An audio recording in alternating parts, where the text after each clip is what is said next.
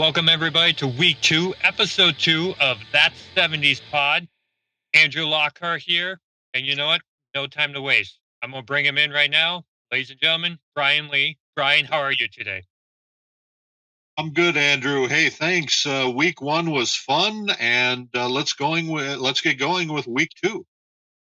All right, let's go. I remember in 2007, August 7th, 2007, I saw Barry Bonds destroy the home run record, break it, destroy, whatever you want to say.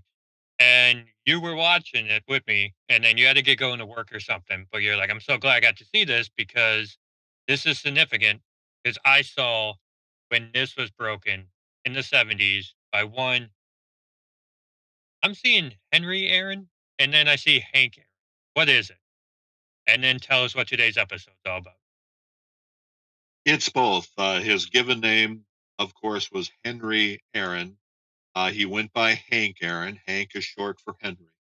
Okay. And today's episode, thanks to you, Andrew, who keeps coming up with these great ideas. Uh, we're only in our second week, but last week you said, "Hey, let's talk about Rocky and where you were and how you felt about that when that came out in 1976." And a couple of days ago, you called me and asked me if I remember Hank Aaron beating the all-time Major League Baseball home run record by Babe Ruth in the early 70s. And I said, great, great idea. Let's do an episode on that. So that's what we're going to talk about. We'll go rapid fire right away. There's plenty of facts about Hank Aaron, when he started, his birthday, teams he played for, plenty, but we're talking about this one specific time when he beat Babe Ruth's record, as you mentioned, the home run record. So, Bryan, what year was it? It was in 1974 on April 8th, which was early in the Major League Baseball season. It was the fourth game of the season. And there's a lot that goes into this, Andrew. And Babe Ruth had finished with 714 home runs. His last home run was hit in 1935. So this record, Andrew, had stood for 39 years. Nobody thought it would ever be broken. Nobody that Babe Ruth ever played with had hit more than 200 home runs. So they just thought this record would never be broken. Well, along came this gentleman named Hank Aaron. He played for the Atlanta Braves in the National League. And over a course of 20 years, I think he wound up playing 22 or 23 years by the time he was done. He amassed 713 home runs by the end of 1973. And he was hoping to break it before 1973 was done, but it didn't happen. So he had to wait the whole off season, Andrew, before he had a chance of breaking that record in 1970. So here we are. It's 1974, the 98th day of the year, April 8th. It's a Monday. The Braves are against the Dodgers. And sidetrack real quick. April 8th is also a significant day. And why is that, Bryan? That happened to be my 12th birthday. All right. And ask me what I got that day or what kind of cake I had because I have not a clue. April 8th, it's 1974. This is a Monday, and for your special day, you were watching baseball. It's the Braves, it's it's the Dodgers. The baseball season just started 4 days earlier, as you mentioned. What's going on this day, this Monday? Well, let me back up just a little bit, Andrew. As the season had started on April 4th, the Atlanta Braves were on the road. They were at Cincinnati to play the Reds at Old Riverfront Stadium. And Hank Aaron hit a home run in that first game of the year to tie Babe Ruth's all-time home run record at 714. They stopped the game. Um, the commissioner of baseball, who at the time was Bowie Kuhn, he came on the field. They gave Hank Aaron a plaque or some kind of award. I don't remember what it was. Hank Aaron talked to the crowd and said, Thank goodness it's almost over. Hank Aaron wanted this thing to be done. So the next day, the Atlanta Braves did not want Hank Aaron to hit the record breaking home run on the road. They wanted him to do it in Atlanta. So they didn't play him in game 2 of that series against Cincinnati. And then the commissioner again, Bowie Kuhn, basically ordered the Braves to play him in game 3 of that series on Sunday. And Hank Aaron went 0 for 3. I don't know if he was trying or not, or if maybe the pitchers for the Reds were pitching around him, not giving him anything to hit. But Hank Aaron did not hit the record-breaking home run on the road, which is what Atlanta wanted. They wanted him to break the record at home. So that set the stage, Andrew, for a Monday night game. And back in the 70s, there used to be Monday night baseball, just like Monday night football, which is still going on. There used to be Monday night baseball back in the 70s on NBC. So you have legendary announcer Kurt Gowdy calling the game, and in the fourth inning, Hank Aaron had walked in his first at bat in the second inning.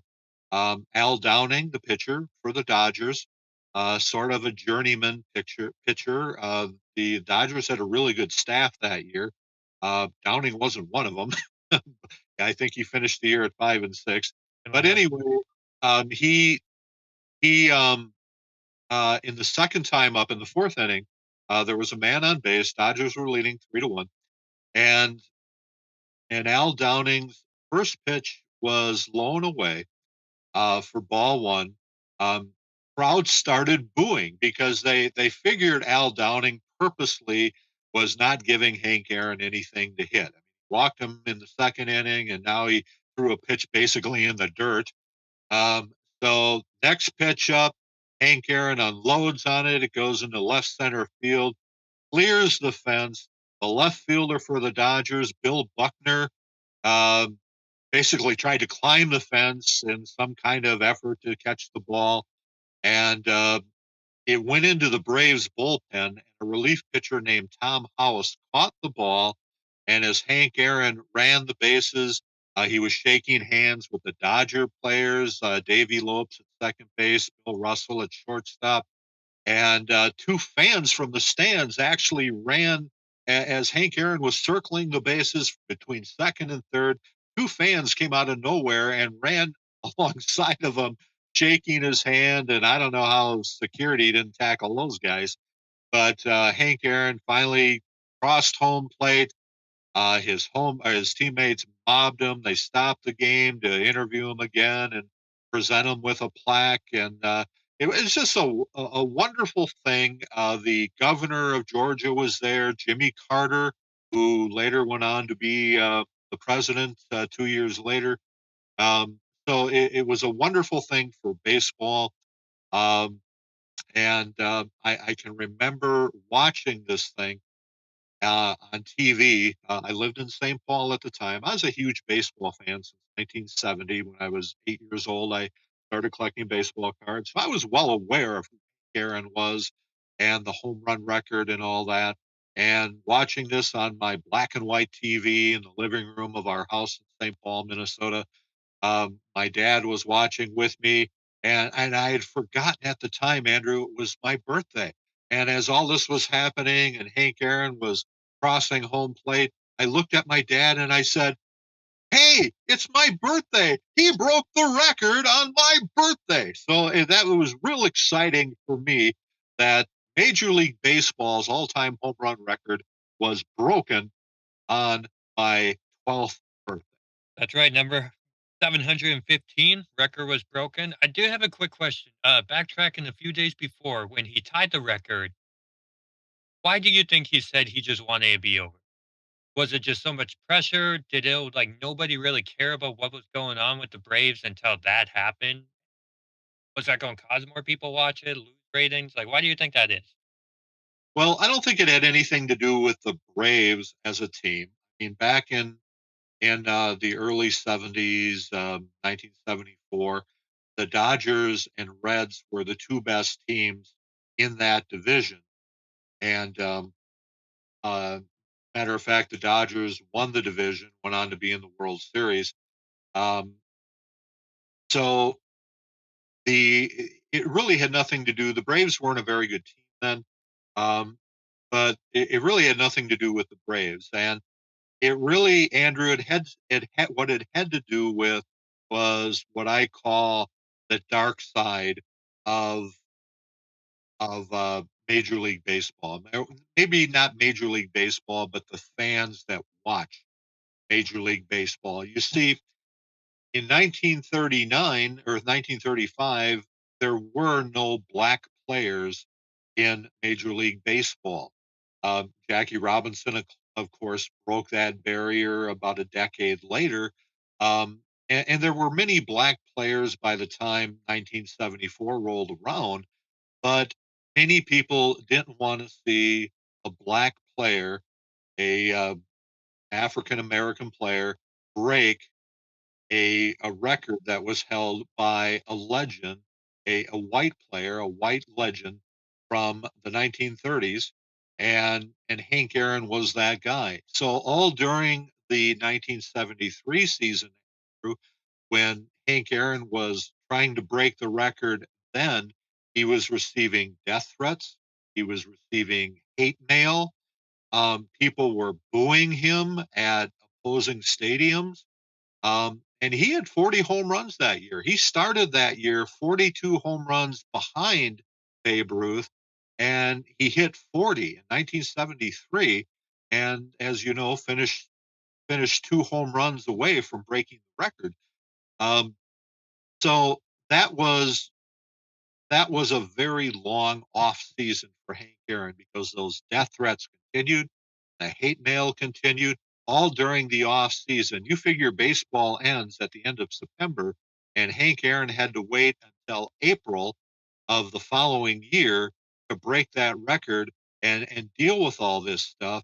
I mean, he was living in the clubhouse at where the Braves played at Old Fulton County Stadium. On the road, he had security with him at hotels. He would check in under a different name so people wouldn't find out where he was. It was an awful experience for Hank Aaron. So when he finally broke the record, he had he was relieved that the record was finally broken. Did the Braves win that game? He broke the record. Yeah, yeah, the Braves did win that game. I think it was 7-4 or 8-4, but yeah, they Al Downing was the losing pitcher, and and interesting enough, there the pitcher, the relief pitcher that caught the baseball, um, ran it in from the bullpen. He ran it in to Hank Aaron at home plate and gave the ball to Hank Aaron and shook his hand, and then retreated back to the bullpen because that's where he belonged. Um, but I read a story that Sammy Davis Jr., who was a singer slash entertainer back in the 60s and 70s, um, had offered anybody who caught the ball, if it landed in the Braves bullpen, he apparently offered $25,000 to any of the relief pitchers who would catch the ball and give it to Sammy Davis Jr. so he could use it in his act in Las Vegas. What he was going to do with it, I don't know. But he eventually would give it to Hank Aaron, um, but Tom House, who at the time was only making like maybe $10,000, $15,000 a year. I mean, major league contracts weren't what they are today. Um, he did the right thing. He didn't give the ball to Sammy Davis Jr. He ran it in. So I was going to ask you this. It's a quick like two-part question. Do you think so? First one, yes or no? Do you think this is Hank Aaron's claim to fame? Oh, absolutely, absolutely. I mean, anytime you break a record, um, of that magnitude, like I said, Babe Ruth was considered the greatest baseball player ever, um, and and had a record that stood for nearly 40 years, and all of a sudden that record is broken. So certainly, certainly, yeah, that is his claim to fame. I mean, he was a great player though too. He was a good outfielder. He hit for average. He hit for power. I mean, he had some great years. He started with the Milwaukee Braves in the 50s before they moved to Atlanta in the 60s.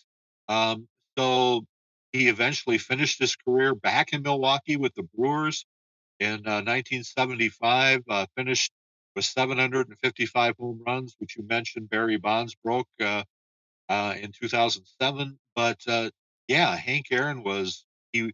It wasn't just because of of the home runs. I mean, he was a great baseball player all the way around. He certainly was a five-tool player. He was just a phenomenal athlete. But part two, is this Al Downing's claim to fame, you think? Well, um, Al Downing had, it's hard when you know you're going to be the pitcher that has his name etched in history because someone breaks the record. I Yeah. mean that it just happens in baseball. Um, Al Downing also had an unfortunate incident years later where he was pitching for the California Angels, and the Angels were playing, I believe, the Red Sox in the American League Championship Series, and the Angels were one strike away from going to the World Series. Al Downing gave up a home run to, I don't know who it was, for the Red Sox, and the game went into extra innings. The Red Sox won the game, eventually won the series, and went to the World Series. So Al Downing was one pitch away from putting the Angels in the World Series, and it didn't work out for him or the Angels. So Al Downing twice has had the spotlight on him in a negative way. Back to the game itself. So I remember the Barry Bonds thing as mentioned, but really big thing is when Brett Favre got like his 1,000th touchdown, and then they stopped the game. Like it was like 10 minutes before like things actually start picking up again, and the whistle for the next play. When this happened, you mentioned everything: fans running in the field, people going nuts. Probably the whole team came out. Um, how long was it until like the game continued? Do you remember that part? Yeah, I would say it was a good 15, 20 minutes. They It was just a given at the time, Andrew, that when this was going to happen, they were going to stop the game. Once Hank Aaron had the ball back in his hand, the ball that he hit for the legendary home run, there was all kind of photographers were allowed to come right on the field, video cameras, networks, I mean, news stations. They were all allowed on the field during the game. Well, they stopped the game, and Hank Aaron held the ball so everybody could see the ball. It was on the cover of Sports Illustrated um, a few days later, or whenever it came out, a week later. Do you have that And issue by chance? I'm sorry, of Do you have that issue by chance? course I have that issue. Okay. Um, and in real, it was Hank Aaron on the cover holding the ball with a big smile on his face, and it just said 7:15. That was the caption, and didn't really need to say anything else. But so yeah, to answer your question, Major League Baseball was well aware that this was a phenomenal event, so they allowed the game to be stopped. So everybody could do their job, take their pictures, get their stories, make their presentations. Uh, and then the game went on, and like we said earlier, the Braves went on to win the game. The Dodgers, um, great team that year, and like I said, they went on to win the division and go to the World Series. Braves did not, but the Braves, the high point of the Braves season was in the fourth game of the season on April 8th. So that's April 8th. You already described everything. What about the next day? When you're back, when you're in school, are people talking about this? Is it on the radio? Is it just kind of are kids saying, "Well, I heard this happened to the baseball. I heard this happened to the fans. I ran on the field." Like, is anybody really talking about this in Minnesota? Well, the next day in school, keep in mind I was a baseball fan. Mm. From 1970, I started collecting baseball cards. I had a Hank Aaron baseball card from 1970, and I can remember opening the pack, and I think you got 10 cards, and I was flipping through the cards, and there was a Hank Aaron, and I knew who Hank Aaron was. I don't know why I knew who he was, But I was excited to have this baseball card, and I had the 71 card and the 72 card. So I hung out with other kids that were 12 years old at school, and that like sports. So we talked about sports all the time, um, and and yeah, we talked about the home run. I think my teachers at the time talked about the home run. Um, yeah, it was a big deal. It was a big deal that Hank Aaron hit that home run. And just being a baseball fan, Andrew, we talked about sports and baseball all the time in the spring. Talked about football in the fall. Um, I love baseball. I used to go to Twins games. My dad took me to many, many Minnesota Twins games out at Old Metropolitan Stadium in Bloomington, where the Mall of America is now. Matter of fact, Hank Aaron and the Braves came to Minnesota one time to to play the Twins in an exhibition game during the middle of the season. Both teams had an off day, and they scheduled uh, Hank Aaron and the Braves to come in to play an exhibition game. I wasn't there. I wish I would have been because that would have been my one and only chance to see Hank Aaron play.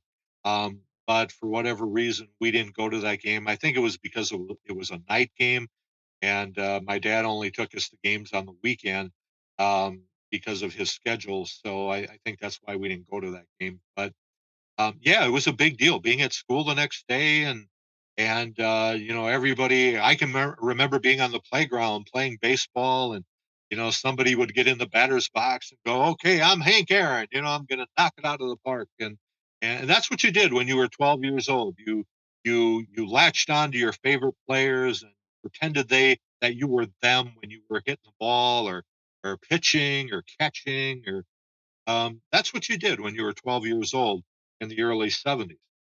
So yeah, you just mentioned. I was wondering if he was one of your favorite players or not. What you just mentioned. Um, since I want to know, like when you're 12 years old, 1974, where did kids buy baseball cards? By the way, like where do you buy baseball cards back then? Because now they're always by the register, like at Target or Walmart. But where do you find them back when? Well, nowadays, you're right. There's maybe an aisle um, near the registers at Target or Walmart um, where you the whole aisle is devoted to some kind of a card, some kind of a trading card. It doesn't have to be baseball or football. It could be Pokemon or Yu-Gi-Oh or whatever they make cards of these days. I don't have little kids anymore, so I don't even know. Um, but back in the day, you could go to there was no Walmart or Target in the 70s. Um, so back in the day, you would get them at a grocery store, and they would have packs of baseball cards, like right where the candy bars are. So you would, where most kids would, you know, going, you know, Mom, I want a candy bar. You know, that wasn't where I was at. You know, yeah, I like candy bars, but I wanted a pack of baseball. I didn't care about getting a Milky Way or a Three Musketeer. I wanted a pack of baseball cards. That's where they were at the grocery store, and every grocery store had them back in the 70s because it was it was an impulse item. It was something that kids wanted. So um, my dad used to basically let me run in the grocery store with a quarter, and I could buy two packs of baseball cards. They were a dime each, and I'd have to bring them the nickel change, and and that's how I collected baseball cards. You could get them at any grocery store back in the 70s. What grocery store were you guys going? Well, there weren't. There was not really chain grocery stores in the 70s. The one I remember going to was a place called Dell Farm. That's two words, DEL, and then farm. It was on Selby Avenue in St. Paul, you know, just a couple of blocks from from where I lived. And I would ride with my dad down to the store, and he'd give me a quarter, and I'd go in and buy it, and come back out and give him the nickel, Is this and still there? um, Interesting enough, I just drove over there a few months ago with my daughter, and no, the grocery store is not there anymore. It's some kind of business building now. So no, the grocery store is no. Okay. So, the I have one. Oh, did gum come with packs of baseball cards? Was that a thing back then? A stick of gum? Oh, yeah, it was like this hard, stiff piece of rectangular shaped gum, and basically it'd break your teeth. But if you stuck with it, you could keep chewing it and blow bubbles with it, but it'd lose its flavor in about 10 minutes. Gotcha. Gotcha. So the point that we were talking about today, it's 1974. Hank Aaron breaks the home run record. I know you say you really don't remember a lot else from your birthday or any other gifts or anything you got at the moment. You don't. But if you remember watching this baseball game, if you can, no problem. Just kind of fun entertainment question for me. Do you remember? Can you do an impression of what the announcers were saying by chance? Who was the announcer? Did he have a distinct voice? What do you remember about hearing that? Kurt Gowdy was the play-by-play guy Okay. for BC at the time, and I can impersonate Kurt Gowdy. He had a Oh, really unique voice. Um, But you can also hear clips on YouTube of a legendary announcer that just passed away like a month ago. His name is Vin Scully, and he was the play-by-play guy for the Dodgers. So since the Braves were playing the Dodgers, you also get to hear Vin Scully doing the play-by-play, and he had a phenomenal voice. So you have two different legendary voices calling this, and basically, I remember them both of them saying how it was good for baseball, and and and really they didn't talk a lot, Andrew, because they just wanted people to absorb the moment, especially watching on TV. You didn't need somebody uh, describing what was happening. You could just watch it for yourself in the aftermath. You didn't need anybody talking. I don't know if this was a rumor or I just never saw it. In the old Metro before it got torn down in Minneapolis, when I guess 1990 or 1991, Kirby Puckett hit a home run, Game 6, I believe. I always heard that seat was painted yellow to symbolize that's where the home run hit. I never saw the yellow seat. I don't know if that was true or not. So in this Hank Aaron situation where he hit the home run, was that seat, that area, did they do anything with that in the stadium that you know of? Well, keep in mind the home run went into the Braves bullpen, uh, Oh, the that's relief, where the relief pitchers warm up. So yeah, it didn't get into the stands where the people were. So that's why the relief pitcher Tom House caught the ball because it was in the bullpen. It didn't make it into the crowd. Um, so I don't think they marked the spot. If they did, I don't. my apologies. You did say that earlier. So is there anything else? I mean, there's plenty of facts about Hank Aaron and all, but we were just talking about this one day, which oddly enough, I will throw a fun tidbit in there. That was August 8th, your birthday. And guess when Hank Aaron's birthday is? Not a clue. February 5th of 1934. I didn't. That's crazy. That would be my wife's birthday, although she wasn't born in 1934. Oh, She yeah, was I hope a not. little. But the thing I remember the most, Andrew, about that day is just being excited to watch this baseball game.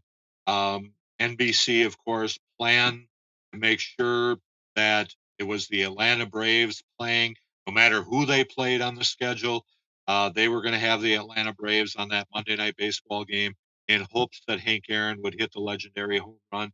And I was excited to watch it. And at the time it happened, I had forgotten it was my birthday. And it was just it was so exciting to see history on TV as it was happening. And like I said earlier, at some point I realized, hey, he hit this home run on my birthday. I wasn't even thinking about that when it happened. I thought about it in the aftermath. So 1974, the 70s in general. You're a baseball fan. Is Hank Aaron kind of like the guy in your mind when it came to like Mr. Baseball, the face of baseball for your childhood, especially the 70s? Well, there were a lot of good baseball players in the 70s, the early 70s when I started playing or when I started being a fan and and playing. I played Little League. Um, but Hank Aaron was kind of at the end of his career, Andrew. Okay. So, so I mean, you had Willie Mays was still playing, who again was at the end of his career. I was a Minnesota Twins fan, so there was Harmon Killebrew, Rod Carew, Tony Oliva. Those were the guys that I idolized, I guess. Um, Pete Rose was still playing then. I mean, there was Love it. Karl Kremski. I mean, all these legendary players that are in the Hall of Fame now. I got to watch as a kid play baseball, and that was exciting because, like I said, now you go back and look at some of those old videos and stuff, and you go, "Wow, I remember seeing that, or I remember being there." And these guys are in the Hall of Fame now. So yeah, that was a big deal. You have any interest in going to the Atlanta Braves stadium one day? Um, they um, they no longer play at that stadium. I didn't know that. Uh, yeah, that one's long gone. So um, I would like to go to the Baseball Hall of Fame someday and see all the artifacts there. But yeah, some those old baseball stadiums are most of them aren't around anymore, except for Wrigley Field in Chicago and Fenway in Boston. Gotcha. So, Brian, is there anything else about that day, April 8th, 1974? Anything about Hank Aaron baseball that you want? Any last things you want to add for us today? Well, the legendary home run was hit at 8 o'clock that night. So my birthday was pretty much done, and I just remember going to bed with a big smile on my face and glad I could go to school the next day and tell a story. Apparently, that was a big thing that happened in sports history that evening. Do you remember the whole Richard Nixon thing by chance that evening as well? There was only like three channels back then, I think. Yeah, actually, no, no. Okay, I remember our history teacher telling us during the day to make sure that we watched and so we could see history that night. The Nixon thing, but no, I watched baseball instead. sounds like a great 12th birthday. I think, oddly enough, if I think about my 12th birthday, I think I was at a Twins game. I think I have to double check on that. I'm pretty sure for a 12th birthday, I was at a Minnesota Twins game at the Metrodome. So you said everything you need to say. I don't have any more questions on that. So that wraps up this week's episode, episode two, that is. It's 1974. Last week we hit a movie. We hit Rocky. This week we hit sports. We hit Hank Aaron. I don't know what next week is going to be. Unless you have an idea right now that you want to surprise me with. Actually, you've been driving the bus on this so far, and Eh, you came up with a great idea last week, and then out of the blue, you pulled the Hank Aaron legendary home run, and I said, "Yeah, great idea. Let's do that." So I guess I'll rely on your inspiration. Yeah, we'll communicate on that. I mean, it's fun. I can sit down and watch this stuff on YouTube, but you were there. Like, I didn't know you were 12 years old. I didn't know it was your birthday until I did all this research. I want to hear what you thought of, and even the baseball cards and going to grocery store and everything about your dad. Like, that's what's fun about this podcast. That's what's fun about future podcasts we're going to have. So we are going to wrap this up today. We are out of time, as some fancy announcers want to say, or I forgot the play-by-play guy that you said earlier. I don't know if he had a catchphrase or not. But speaking of catchphrases, Brian, do you want to wrap us up with anything for this week? Any final words? Well, it's been fun again, Andrew. It's fun doing these things, and there's a lot to talk about from the '70s. So we'll come up with something else next week. That's right. And we'll be here on That 70s Pod for Andrew Lockhart and for Bryan Lee. Have a good night, everybody. See you next week. As Bryan Lee would say, peace. There it is.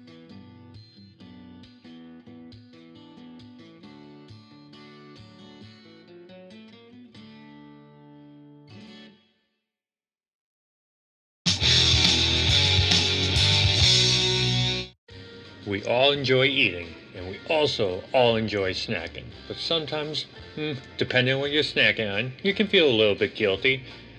Well, with Kingline Nutrition, it's the king of snacks. And your guilt-free dreams are coming true. Kingline Nutrition, as has been featured on Tasty, Barstool Sports, ABC News, Forbes, WGN, is your go-to place to get cookie dough, cookie butters, mud cakes, protein brittle. However, it's the healthy kind of all of those items. 100% plant-based, it's gluten-free, low sugar, protein infused. You can enjoy raw and or bake. It's non-dairy, egg-free, peanut-free, gourmet flavors, however you want to say it. Most importantly, for me, gluten-free, but for a lot of friends, it's also vegan. And there's plenty of options, plenty of flavors here. I'm looking at the list right now. We got chocolate chip cookie dough, snickerdoodles, monster cookie, cookie butter, triple chocolate brownie cake. There is so much more coming out real soon, especially for Halloween season. You have your orange infused Oreo, cookies and creams, the Samoa cookies. Oh, that looks really, really good. I'm a big fan of Samoas. Right now, go to Kingline Nutrition. You can look at all of these delicious pictures I'm looking at, and when you pick whatever one you want, when you go into checkout, make sure you use the promo code LOCKHART, that's my last name, LOCKHART, LOCKHART, for 15% off. That's KingLineNutrition.com for your gourmet cookie doughs, whatever you want. You no longer have to feel guilty, and it's still delicious at the same time. It's KingLineNutrition.com.